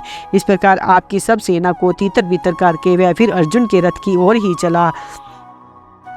किंतु वह कुछ ही आगे बढ़ा था कि दुर्योधन की आज्ञा से संशप्तों के रहित वे सब योद्धा फिर लौट आए। स्वयं दुर्योधन उनके आगे था। उनके साथ 3000 घुड़सवार तथा शक, कम्बोज, वाहलीक, यवन, पारद, कुलिंद, तंगन, अम्बष्ट, पैशाच, बर्बर और पर्वतीय योद्धा हाथ में पत्थर लेकर बड़े क्रोध से सात्याकी की ओर दौड़े। दुशासन ने इसे मार डालो ऐसे कहकर सबको उत्साहित किया। सात्याकी को चारों ओर से घेर लिया। इस समय हमने सात्याकी का बड़ा ही अद्भुत पराक्रम देखा। वे अकेला ही बेखटके उनके सबके साथ संग्राम कर रहा था तथा रथ सेना, गज सेना और घुड़सवारों के सहित उन सभी अन्यायों का संहार करता जाता था। जब वे मार खाकर भागने लगे तो उनसे दुशासन ने कहा, अरे भागते क्यों हो? तुम लोग तो पत्थरों को मारने में बड़े कुशल हो। सात्याकी हो तो इसमें सर्वथा अनभिज्ञ है, इसलिए तुम पत्थर बरसाकर इसे मार डालो। ये सुनकर वे फिर सात्याकी पर टूट पड़े और हाथी के सिर के समान बड़ी बड़ी शिलाएं लिए उनके सामने आए। कोई उसे मार डालने के लिए गौफनियां लेकर सब ओर से मार्ग रोककर खड़े हो गए। उन्होंने शिला युद्ध करने की इच्छा से आया देख सात्याकी ने बाण बरसाना आरंभ कर दिया। फिर उन्होंने जो भयंकर पाषाण वर्षा की उसे सात्याकी ने अपने बाणों से छिन्न भिन्न कर दिया। उन पत्थरों के रोड़ों से आप ही की सेना मरने लगी और उसमें बड़ा हाहाकार होने लगा। बात की बाद में 500 शिलाधारी वीर अपनी भुजाओं के कट जाने से प्राणहीन होकर पृथ्वी पर गिर गए। अब अनेकों व्यातमुख, अस्त, शूलहस्त, दर्द, तंगन, खस, लंपाक और कुलिंद योद्धा सात्याकी पर पत्थरों की वर्षा करने लगे, किंतु युद्ध कुशल सात्याकी ने बाणों की बौछार से उनके पत्थरों के भी टुकड़े टुकड़े कर दिए। उनकी बजरी की चोट भौरों के डंक के समान जान पड़ती थी। उससे पीड़ित होकर मनुष्य, हाथी और घोड़े संग्राम भूमि में टिक न सके। जो हाथी मरने से बचे थे वे खून से लथपथ हो गए तथा उनके मस्तकों की हड्डियां टूट गई। इसलिए ये भी अकेले सात्याकी के रथ को छोड़कर संग्राम भूमि से भाग गए। आपके जो पुत्र सात्याकी से लड़ने आए थे वे भी उसकी मार से घबराकर द्रोणाचार्य जी की सेना में जा मिले तथा जिन रथियों को लेकर दुशासन ने धावा किया था वे सब भी भयभीत होकर द्रोण के रथ की ओर दौड़ गए। आचार्य के द्वारा दुशासन का तिरस्कार, वीर केतु आदि पंचाल कुमारों का वध तथा उनका धृष्ट मन आदि पंचालों के एवं सात्याकी का दुशासन और त्रिगतों के साथ घोर संग्राम। संजय ने कहा, राजन, जब आचार्य दुशासन के रथ को अपने पास खड़ा देखा तो उससे कहने लगा, दुशासन, ये सब रथी क्यों भाग रहे हैं? राजा दुर्योधन तो कुशल से है ना, तथा जयद्रथ अभी जीवित है ना? तुम तो राजकुमारों सिंह राजा के भाई हो, तुम्ही को युवराज पद प्राप्त हुआ, फिर तुम युद्ध से कैसे भाग रहे हो? तुमने तो पहले द्रौपदी से कहा था कि तू हमारी जुए में जीती हुई दासी है। अब तू स्वेच्छाचारिणी होकर हमारे ज्येष्ठ भ्राता महाराज दुर्योधन के वस्त्र ला कर दिया कर। अब तेरा कोई पति नहीं है, ये सब तो तेलहीन तिल के समान सारहीन हो गए हैं। ऐसी ऐसी बातें बनाकर अब तुम पीठ दिखाकर क्यों भाग रहे हो? तुमने पंचाल और पांडवों के साथ स्वयं ही वैर बांधा, फिर आज एक सात्याकी सामने आकर तुम कैसे डर गए? पहले कपट धूत में पासे पकड़ते समय तुमने ये नहीं समझा था कि एक दिन ये पासे ही करालबान हो जाएंगे। शत्रु दमन, तुम सेना के नायक और अवलंब हो। यदि तुम्हें डर कर भागने लगोगे तो संग्राम भूमि में कौन ठहरेगा? आज यदि अकेले ही जूझते हुए सात्याकी के सामने तुम भागना चाहते हो तो रणस्थल में अर्जुन, भीम या नकुल सहदेव को देखने पर क्या करोगे?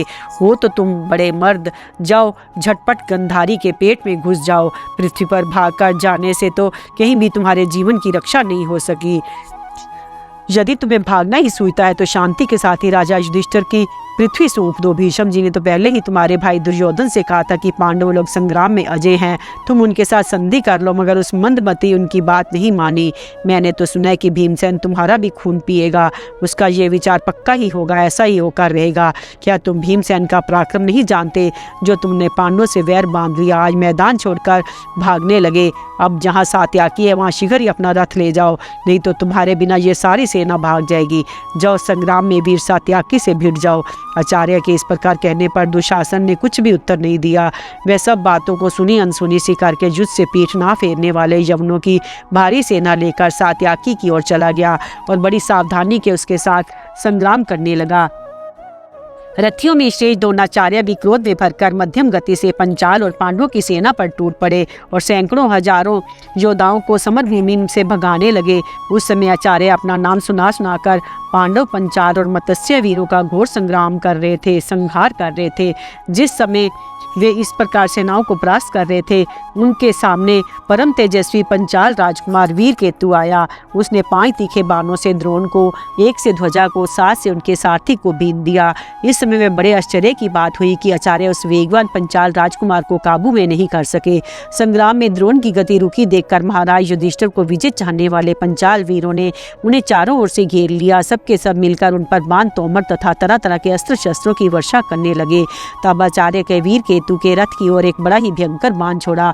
वह उसे घायल करके पृथ्वी पर जा पड़ा और उसकी चोट से प्राणहीन होकर वह पंचाल कुल तिलक रथ से नीचे गिर गया। उस महान धनुर्धर राजकुमार के मारे जाने पर पंचाल वीरों ने बड़ी फुर्ती से आचार्य को सब ओर से घेर लिया। चित्रकेतु, सुधन्वा, चित्रवर्मा, चित्ररथ, ये सभी राजकुमार अपने भाई की मृत्यु से व्यथित होकर द्रोण के साथ संग्राम करने के लिए उनके सामने आ गए और वर्षाकालीन मेघों के समान बाणों की वर्षा करने लगे। इससे विप्रवर द्रोण अत्यंत क्रोध में भर गए। उन्होंने उन पर बाणों का जाल सा फैला दिया। इसलिए सब राजकुमार घबराकर ठीक कर्तव्य विमूढ़ हो गए। तब आचार्य ने हंसते हंसते उनके घोड़े, सारथी और रथों को नष्ट कर दिया तथा अत्यंत तीखे भल्लों से उनके मस्तक को भी काट कर गिरा दिया। इस प्रकार उन राजपुत्रों का वध करके आचार्य अपने धनुष को मंडलाकार घुमाने लगे। ये देखकर धृष्टद्युम्न को बड़ा उद्वेग हुआ। उसके नेत्रों से जल गिरने लगा और अत्यंत कुपित होकर द्रोण के रथ पर टूट पड़ा। लगा। तब धृष्टद्युम्न के बाणों से द्रोण की गति रुकी देखकर संग्राम भूमि में बड़ा हाहाकार होने लगा। उसने क्रोध से तिल मिलाकर आचार्य की छाती पर 90 बाणों से चोट की। इससे वे रथ की गद्दी पर बैठकर मूर्छित हो गए।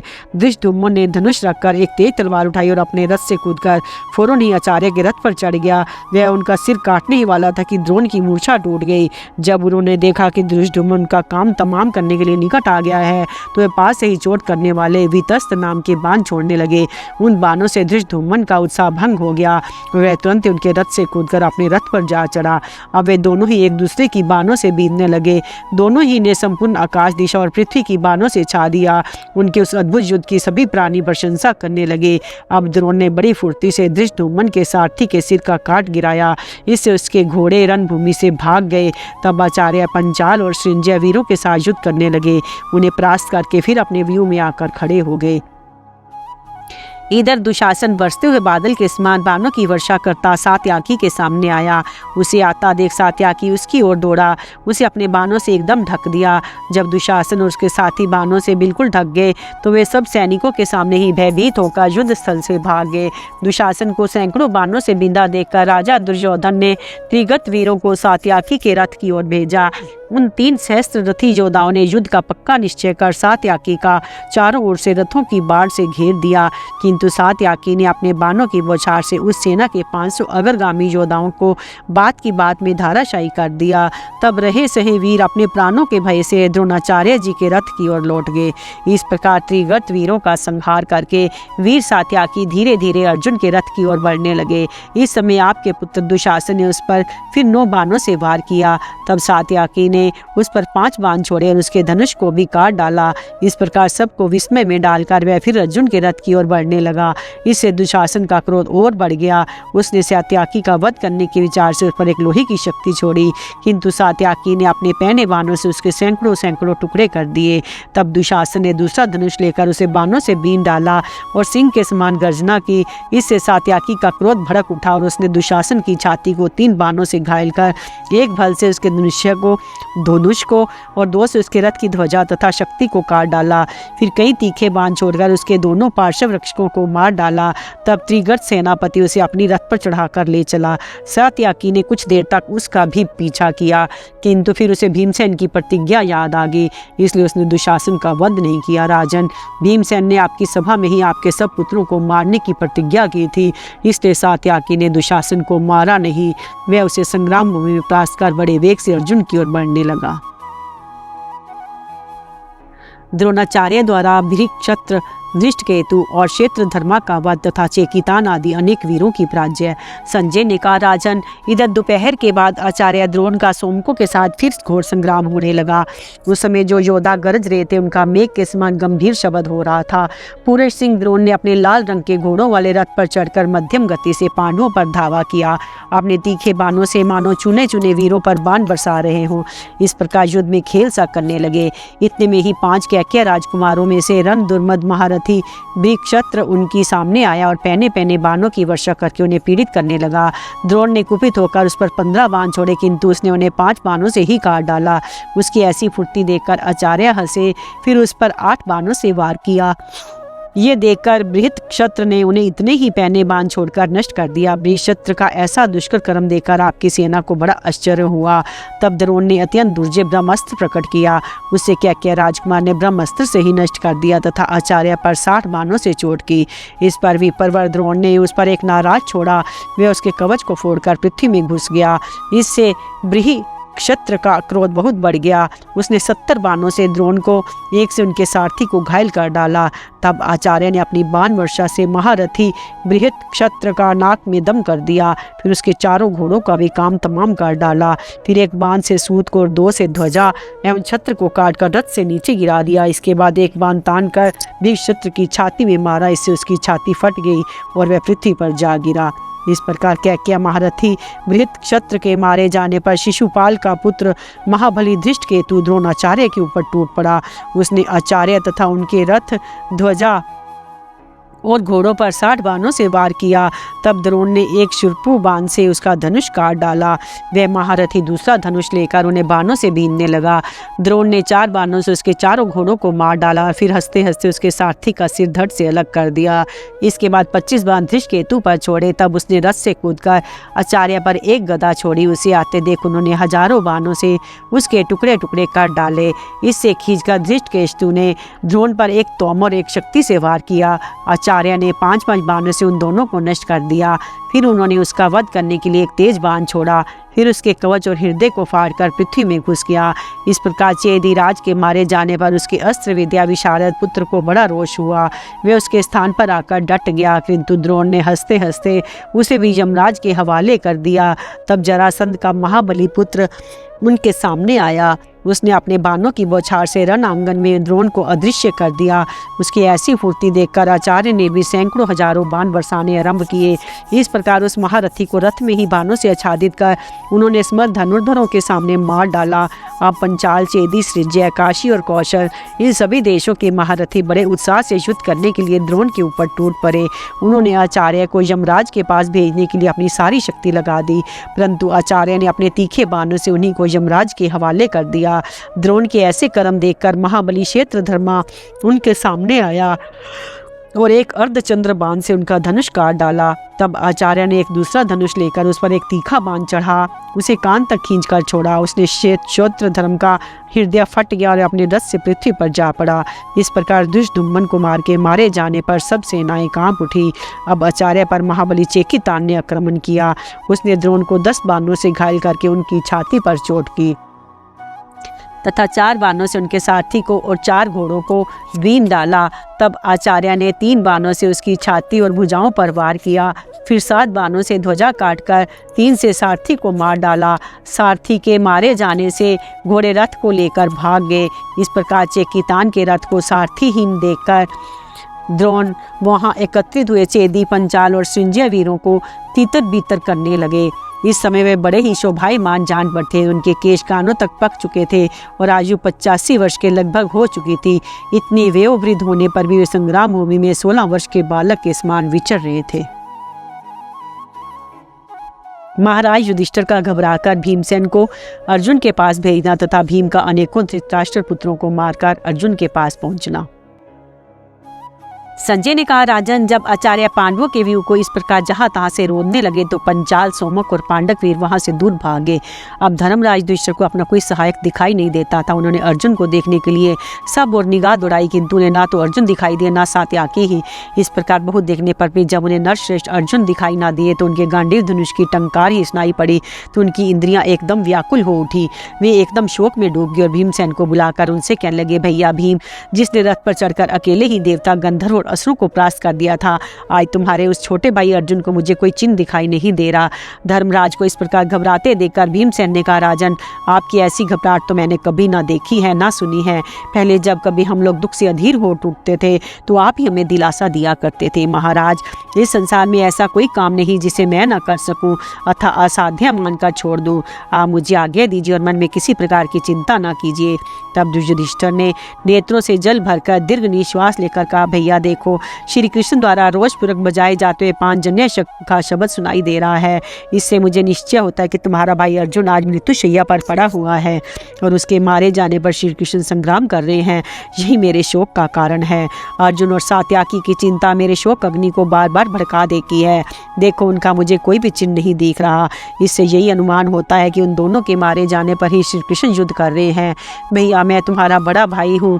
यदि तुम मेरा कहा मानो तो जिधर अर्जुन और सात्याकी गए हैं उधर ही तुम भी जाओ। तुम सात्याकी का ध्यान अर्जुन से भी बढ़कर रखना। वे मेरा प्रिया करने के लिए दुर्गम और भयंकर भारतीय सेना को लांघकर अर्जुन की ओर गया है। कच्चे पक्के योद्धा तो इस विशाल वाहिनी के पास भी नहीं फटक सकते। यदि तुम्हें श्री कृष्ण, अर्जुन और सात्याकी कुशल मिल जाए तो सिंहनाद करके मुझे सूचित कर देना। भीमसेन ने कहा, महाराज, जिस रथ पर पहले ब्रह्मा, महादेव, इंद्र और वरुण सवारी कर चुके हैं उसी पर बैठकर श्री कृष्ण और अर्जुन गए हैं। इसलिए यद्यपि उनके विषय में कोई खटके की बात नहीं है तो भी मैं आपकी आज्ञा शिरोधार्य करके जा रहा हूँ। आप किसी प्रकार चिंता ना करें, मैं उन पुरुष सिंहों से मिलकर आपको सूचना दूंगा। धर्मराज से ऐसा कहकर वहां से चलते समय महाबली भीमसेन ने धृष्टद्युम्न से कहा, महाबाहो महारथी द्रोण, जिस प्रकार सारी युक्तियां लगाकर धर्मराज को पकड़ने पर तुले हुए हैं वह तुम्हें मालूम ही है। इसलिए मेरे लिए जितना आवश्यक यहाँ रहकर महाराज की रक्षा करना है उतना अर्जुन के पास जाना नहीं है। यही बात अर्जुन ने भी मुझसे कही थी, किंतु अब मैं महाराज की आज्ञा के सामने कुछ नहीं कह सकता। जहाँ मरणासन जयद्रथ है वहीं मुझे जाना होगा। धर्मराज की आज्ञा मुझे बिना किसी प्रकार की आपत्ति किए माननी होगी। मैं भी अर्जुन और सात्या के जिस रास्ते से गई है उसी से जाऊंगा। सो अब तुम खूब सावधान होकर धर्मराज की रक्षा करना। तब धृष्टद्युम्न ने भीमसेन से कहा, पार्थ आप निश्चिंत होकर जाइए, मैं आपकी इच्छा अनुसार ही सब काम करूंगा। द्रोणाचार्य संग्राम में धृष्टद्युम्न का वध किए बिना किसी प्रकार धर्मराज को कैद नहीं कर सकेंगे। ये सुनकर महाबली भीमसेन अपने बड़े भाई को प्रणाम कर उन्हें धृष्टद्युम्न की देखरेख में छोड़कर अर्जुन की ओर चल दिए। चलती बार राजा युधिष्ठिर ने हृदय से लगाया उनका सिर सूंघा। भीमसेन के चलते समय फिर पांचजन्य की घोर ध्वनि हुई। त्रिलोकी को भयभीत करने वाले उस भयंकर शब्द को सुनकर धर्मराज ने कहा, देखो श्री कृष्ण का बजाया हुआ ये शंख पृथ्वी और आकाश को गुंजा रहा है।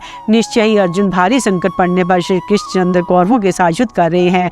इसलिए भैया भीम तुम जल्दी ही अर्जुन के पास जाओ। अब भीमसेन शत्रु पर अपनी भयंकरता प्रकट करते हुए चल दिए। वे अपने धनुष की डोरी खींचकर बाणों की वर्षा करते हुए कौरव सेना के अगर भाग को कुचलने लगे। उनके पीछे पीछे दूसरे पंचाल और सोमक वीर भी बढ़ने लगे। तब उनके सामने दुशल, चित्रसेन, कुंडभेदी, विवंशति, दुर्मुख, दुस्सह, विकर्ण, शल्य, विंद, अनुविंद, सुमुख, दीर्घबाहु, सुदर्शन, वृदारक, सुहस्त, सुषेण, दीर्घलोचन, अभय, रौद्रकर्मा, सुवर्मा और दुर्विमोचन आदि आपके पुत्र अनेकों सैनिक और पदातियों को लेकर आए। उन्हें चारों ओर से घेरने लगे, किंतु भीमसेन ने बड़ी तेजी से उन्हें पीछे छोड़कर द्रोण की सेना पर टूट पड़े तो उसके आगे जो गज सेना थी उस पर बाणों की झड़ी लगा दी। पवन कुमार भीम ने बात की बात में उस सारी सेना को नष्ट कर डाला। जिस प्रकार वन में शरभ के गरजने पर मृग घबरा कर भागने लगते हैं, उसी प्रकार वे सब हाथी भयंकर चिंगार करते इधर उधर भागने लगे। इसके बाद उन्होंने फिर बड़े जोर से द्रोणाचार्य की सेना पर धावा किया। आचार्य ने उन्हें आगे बढ़ने से रोका तो मुस्कुराते एक बाण द्वारा उनके ललाट पर चोट की। फिर वे बोले, भीमसेन मुझे जीते बिना अपनी शक्ति द्वारा तुम शत्रु की सेना में प्रवेश नहीं कर सकोगे। तुम्हारा भाई अर्जुन तो मेरी अनुमति से ही घुस गया था, किंतु तुम इससे पार होकर इसमें नहीं घुस सकोगे। गुरु की ये बात सुनकर भीमसेन की आंखें क्रोध से लाल हो गई। उन्होंने निर्भय होकर कहा, ब्रह्मबंधो, अर्जुन ने आपकी अनुमति से रणांगन में प्रवेश किया हो ऐसी बात नहीं है। वह तो ऐसा दूरदर्शक है, इंद्र की सेना में भी घुस सकता है। वह आपका बड़ा आदर करता है, ऐसा करके उसने आपका मान ही बढ़ाया है। मैं दयालु अर्जुन नहीं हूँ, मैं तो आपका शत्रु भीम हूँ। ऐसा कहकर भीमसेन ने अपनी कालदंड के समान भयंकर गदा उठाई, उसे घुमाकर द्रोणाचार्य पर फेंका। द्रोण तुरंत ही अपने रथ से कूद पड़े। उस गदा ने घोड़े, सारथियों, ध्वजा के सहित उस रथ को चूर चूर कर डाला तथा और भी कई वीरों को काम तमाम कर दिया।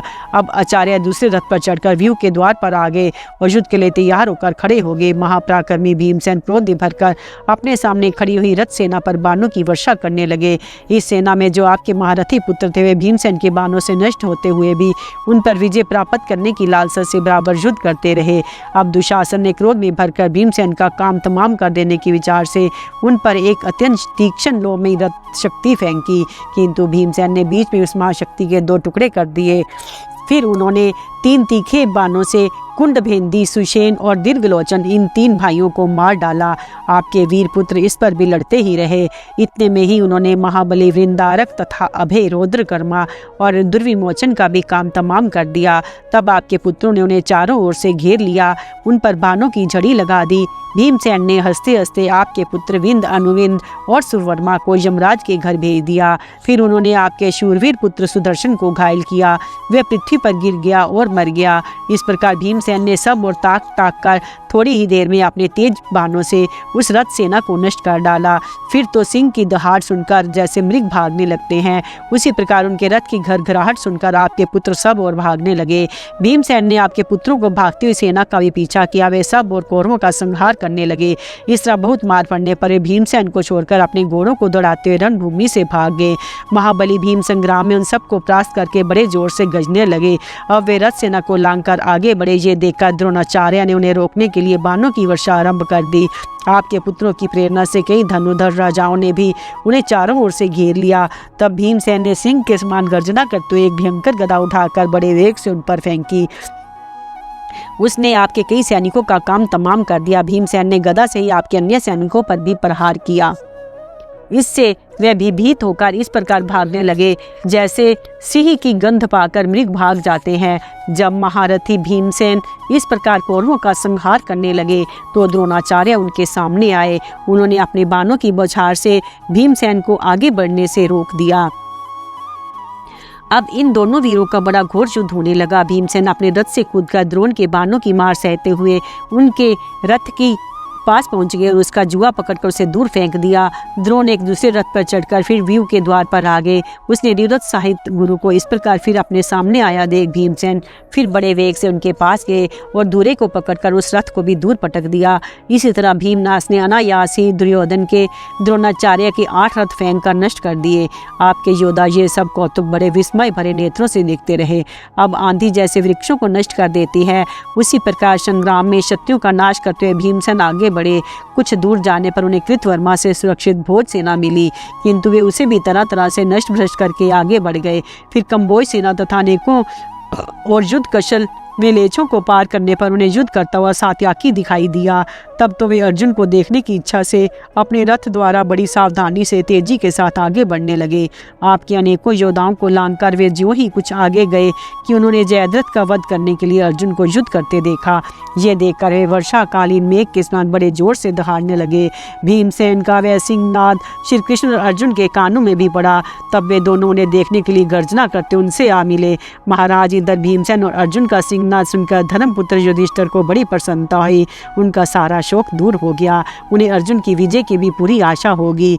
भीमसेन के सिंहनाद करने पर वे मुस्कुराकर मन ही मन कहने लगे, भीम तुमने खूब सूचना दी। तुमने अपने बड़े भाई का कहना करके दिखा दिया। भैया जिनसे तुम द्वेष करते हो संग्राम में उनकी विजय कभी नहीं हो सकती। ये मेरा बड़ा सौभाग्य है कि मुझे श्री कृष्ण और अर्जुन के सिंहनाद का शब्द भी सुनाई दे रहा है। ओहो, जिसने इंद्र को जीतकर खांडव वन में अग्नि को तृप्त किया, एक ही धनुष से निवात कवचों को जीत लिया, विराट नगर में गोहरण के लिए मिलकर आए हुए सब कौरवों को परास्त किया और दुर्योधन को छुड़ाने के लिए गंधर्व राज चित्ररथ को नीचा दिखाया, तो श्री कृष्ण जिसके सारथी हैं, जो मुझे सदा ही परम प्रिय हैं, वे अर्जुन अभी जीवित है। ये कैसे आनंद की बात है। क्या श्री कृष्ण की रक्षा में सूर्यास्त से पहले ही अपनी प्रतिज्ञा को पूरी करके लौटे हुए अर्जुन से मेरी भेंट हो सकेगी। अर्जुन के हाथ से जयद्रथ को और भीम के हाथ से अपने भाइयों को मरा हुआ देखकर क्या मंदबुद्धि दुर्योधन बचे खुचे वीरों की रक्षा के लिए हमसे वैर छोड़कर संधि करना चाहेगा।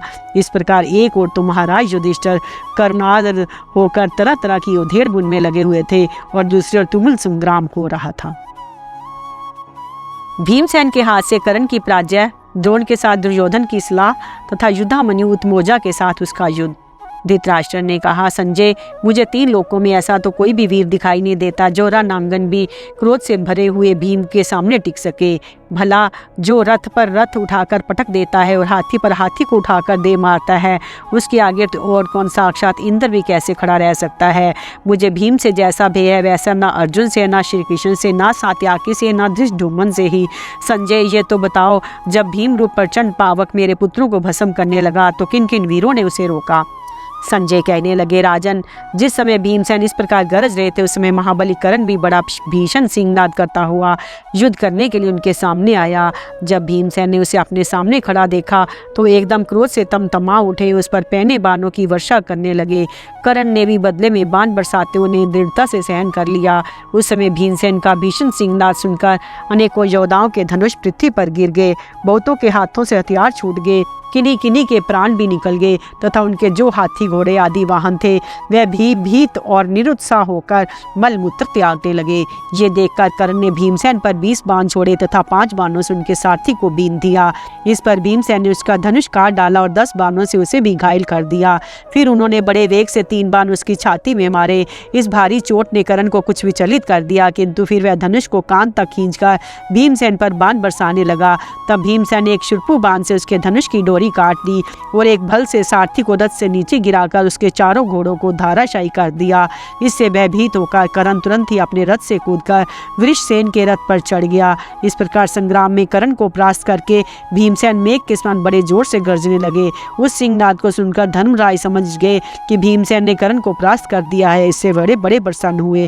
इधर जब आपके पुत्र दुर्योधन ने देखा कि हमारी सेना तीतर बीतर हो रही है तथा अर्जुन, सात्याकी और भीमसेन जयद्रथ के पास पहुंच चुके हैं, तो वह बड़ी तेजी से द्रोणाचार्य के पास आया और उनसे कहने लगा, आचार्य चरण, अर्जुन, भीमसेन और सात्यकी, ये 3 महारथी हमारी इस विशाल वाहिनी को परास्त करके बेरोक टोक सिंधुराज के समीप पहुंच गए हैं।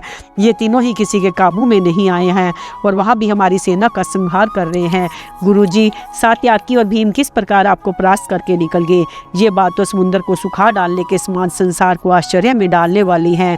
जब ये तीनों महारथी आपको लांघ कर निकल गए तो मुझे निश्चय होता है इस संग्राम में अभागे दुर्योधन का नाश अवश्यम भावी है। खैर, जो होना था सो तो हो गया, अब आगे के लिए विचारिए और सिंधु राज की रक्षा के लिए हमें जो कुछ करना चाहिए उसका निश्चय करके वैसा ही प्रबंध कीजिए। द्रोण ने कहा, तात, इस समय हमारा जो कर्तव्य है वह सुनो। देखो, पांडवों के 3 महारथी हमारी सेना को लांघकर भीतर घुस गए हैं। इस समय जयद्रथ क्रोध में भरे हुए अर्जुन से बहुत डरा हुआ है। उसकी रक्षा करना हमारा सबसे बड़ा कर्तव्य है, इसलिए हमें प्राणों की भी परवाह न करके उसकी रक्षा करनी चाहिए। इस युद्ध धूत में हमारी जीत हार उसी के ऊपर अवलंबित है। अतः जहाँ बड़े बड़े धनुर्धर जयद्रथ की रक्षा करने में तत्पर हैं, वहाँ तुम शीघ्र ही जाओ, उन रक्षों की रक्षा करो। मैं यही रहकर तुम्हारे पास दूसरे योद्धाओं को भी भेजूंगा और स्वयं पंचाल पांडव तथा सृंजय वीरों को आगे बढ़ने से रोकूंगा।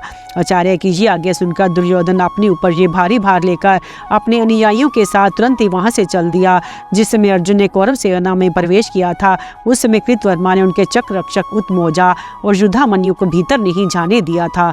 अब वे बाहर ही बाहर जाकर बीच में सेना में घुसकर अर्जुन के पास पहुंच गए। ये देखकर कुरुराज दुर्योधन बड़ी तेजी से उनके पास गया और दोनों भाइयों के साथ डटकर युद्ध करने लगा। तब युद्धामन्यु ने 30 बाणों से दुर्योधन पर, 20 से उसके सारथी पर, 4 से घोड़ों पर चोट की। दुर्योधन ने एक बाण से युद्धामन्यु की ध्वजा, 1 से उसका धनुष काट डाला, फिर एक बाण से उसके सारथी को रथ से नीचे गिरा दिया, 4 से चारों घोड़ों को बीन डाला। इस पर युद्धामन्यु ने क्रोध में भरकर 30 बाणों से दुर्योधन के वक्षस्थल पर वार किया, तो उत्मोजा ने उसके सारथी को बाणों से भीनकर यमराज के घर भेज दिया। तब दुर्योधन ने पंचाल राजकुमार उत्मोजा के चारों घोड़ों को और दोनों अगल बगल के सारथियों को मार डाला। घोड़े और सारथियों के मारे जान पर उत्मोजा बड़ी फुर्ती से अपने भाई युद्धामन्यु के रथ पर चढ़ गया। वहां से उसने दुर्योधन के घोड़ों पर बहुत से बाण बरसाए, उनसे वे मरकर पृथ्वी पर गिर गए। फिर उसने बड़ी फुर्ती से दुर्योधन के धनुष और तरकस भी काट डाले। तब दुर्योधन रथ से कूद पड़ा और हाथ में गदा लेकर दोनों भाइयों की ओर दौड़ा। उसे आते देखकर युद्धामन्यु और उत्मोजा भी रथ से कूद पड़े। दुर्योधन ने क्रोध में भरकर अपनी गदा से सारथी, ध्वजा और घोड़ों के सहित उनके रथ को चूर चूर कर दिया। इसके बाद वह तुरंत ही राजा शल्य के रथ पर चढ़ गया। इधर दोनों पंचाल राजकुमार भी दूसरे रथों पर चढ़कर अर्जुन के पास पहुंच गए। राजा ने इस समय भीमसेन भी कर्ण से अपना पिंड छुड़ाकर श्री कृष्ण और अर्जुन के पास जाने के लिए उत्सुक थे, किंतु जब वे उस ओर चलने लगे तो कर्ण ने पीछे से जाकर उन पर बाण बरसाने आरंभ कर दिए। उन्हें ललकार कर कहा, भीम, आज अर्जुन को देखने के लिए उतावले हो और तुम मुझे पीठ दिखाकर कैसे जाते हो? तुम्हारा ये काम कुंती के पुत्रों के योग्य तो नहीं है। जरा मेरे सामने डटकर मुझ पर बाण वर्षा करो। भीमसेन कर्ण की इस चुनौती को संग्राम भूमि में सह ना सके और अपना रथ लौटाकर उसके साथ युद्ध करने लगे। उन्होंने बाणों की वर्षा करके पहले तो कर्ण के अनुयायियों को समाप्त किया, फिर स्वयं उसका भी अंत करने के लिए क्रोध में भरकर तरह तरह के बाण बरसाने लगे। उन्होंने 21 बाण मारकर कर्ण के शरीर को बीन दिया। कर्ण ने भी 5-5 बाण मारकर उनके घोड़ों को घायल कर दिया। फिर थोड़ी ही देर में कर्ण के धनुष से छूटे हुए बाणों से भीमसेन तथा उनके रथ, ध्वजा और सारथी सभी आच्छादित हो गए। उसने 64 बाणों से भीमसेन का सुदृढ़ कवच काट डाला। उन पर अनेकों मरम भेदी नाराजों से चोट की। उस समय कर्ण ने बाणों की ऐसी झड़ी लगाई कि उसके बाणों से बींधा हुआ भीमसेन का शरीर सेह की कंठ का किरण देह के समान प्रतीत होने लगा। भीमसेन कर्ण के इस बर्ताव को सह न सके। उनकी आंखें क्रोध से लाल हो गई। उन्होंने कर्ण पर 25 नाराज छोड़े। इसके बाद उस पर 14 बाणों से और भी चोट की। फिर एक बाण से उसका धनुष काट डाला और बड़ी फुर्ती से सारथी उन चारों घोड़ों का सफाया कर अनेकों चमचमाते हुए बाण उसकी छाती में मारे। वे उसे घायल करके पृथ्वी पर जा पड़े। कर्ण को अपने पुरुषार्थ का बड़ा अभिमान था, किंतु इस समय उसका धनुष कट चुका था, इसलिए वह बड़े असमंजस में पड़ गया। अंत में वह एक दूसरे रथ पर चढ़ने के लिए दौड़ गया।